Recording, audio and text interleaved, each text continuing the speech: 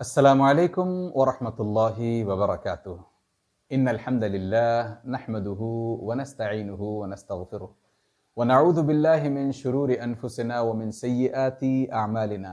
من يهد الله فلا مضل له ومن يضلل فلا هادي له. وأشهد أن لا إله إلا الله وحده لا شريك له وأشهد أن محمدا عبده ورسوله صلى الله عليه وسلم تسليما كثيرا. أما بعد. برادران و خواتین اسلام، آج کے اس درس میں پھر سے آپ کا پرتپاک خیر مقدم ہے۔ چلیے آج کے درس میں یہ پتہ کرتے ہیں کہ کون سی ایسی چیز ہے جس کو دور بھگا کر کے، جس سے پرہیز کر کے خشوع حاصل کیا جا سکتا ہے۔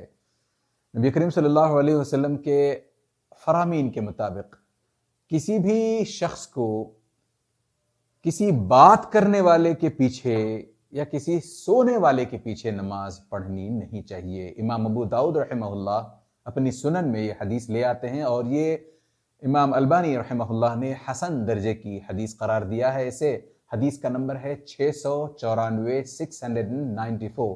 اس حدیث میں نبی کریم صلی اللہ علیہ وسلم کا فرمان ہے لا تصلوا خلف النائم ولا المتحدث، کہ تم سونے والے کے پیچھے اور کسی بات چیت کرنے والے کے پیچھے نماز مت پڑھو۔ علماء کہتے ہیں اس سے ہوتا یہ ہے کہ جو شخص بات کرنے والا ہو اس کی باتوں کی وجہ سے آپ کی نماز میں دھیان بٹ سکتا ہے، اور خشوع جہاں نماز میں دھیان بٹا، خشوع نے اپنا راستہ لے لیا باہر کا۔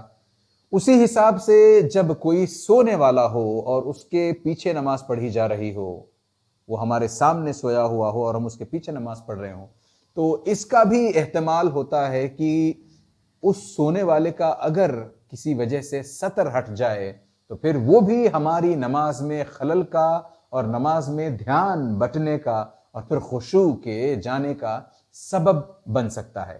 امام خطابی رحمہ اللہ کا فرمان ہے، آپ کہتے ہیں کہ جہاں تک بات کرنے والوں کے پیچھے نماز پڑھنے کا معاملہ ہے، اس سلسلے میں امام شافعی رحمہ اللہ، امام احمد ابن حنبل رحمہ اللہ وغیرہ کی بھی رائے یہی ہے کہ انہوں نے بھی اس طرح کسی بات کرنے والے کے پیچھے نماز پڑھنے کو مکروہ جانا ہے۔ البتہ کسی سونے والے کے پیچھے نماز پڑھنے کو کئی ائمہ نے اس طرح کی جو دلائل دی جاتی ہیں ان کو ائمہ نے ضعیف قرار دیا ہے۔ خصوصاً آپ دیکھیں امام ابن حجر کی فتح الباری میں اس چیز کا آپ کو تفصیلی تذکرہ ملے گا۔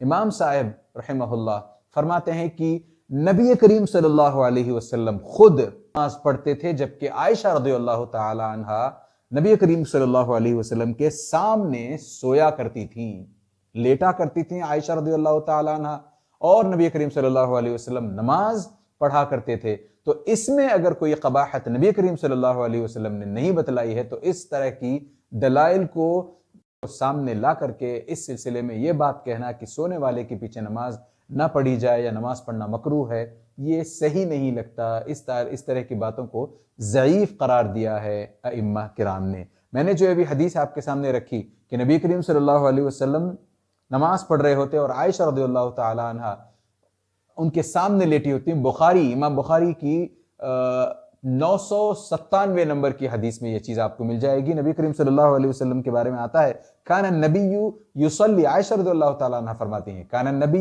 یصلی، کہ نبی کریم صلی اللہ علیہ وسلم نماز پڑھ رہے ہوتے وانا راقدہ معترضہ علی فراشہ، کہ میں وہاں لیٹی ہوئی ہوتی، سو رہی ہوتی، اور وہ بھی پرپینڈیکولر سو رہی ہوتی۔ اس حساب سے آپ دیکھیں تو صاف سمجھ میں آتا ہے کہ سونے والے کے پیچھے نماز پڑھنے میں کوئی قباحت انشاءاللہ تعالی نہیں ہوگی۔ ہاں، علماء کہتے ہیں کہ جب آپ نماز کے لیے کھڑے ہیں، قبلہ رخ ہو کر کھڑے ہیں، تو اس میں اصل یہ ہے کہ بندے کے اور اللہ کے آگے کوئی نہ ہو۔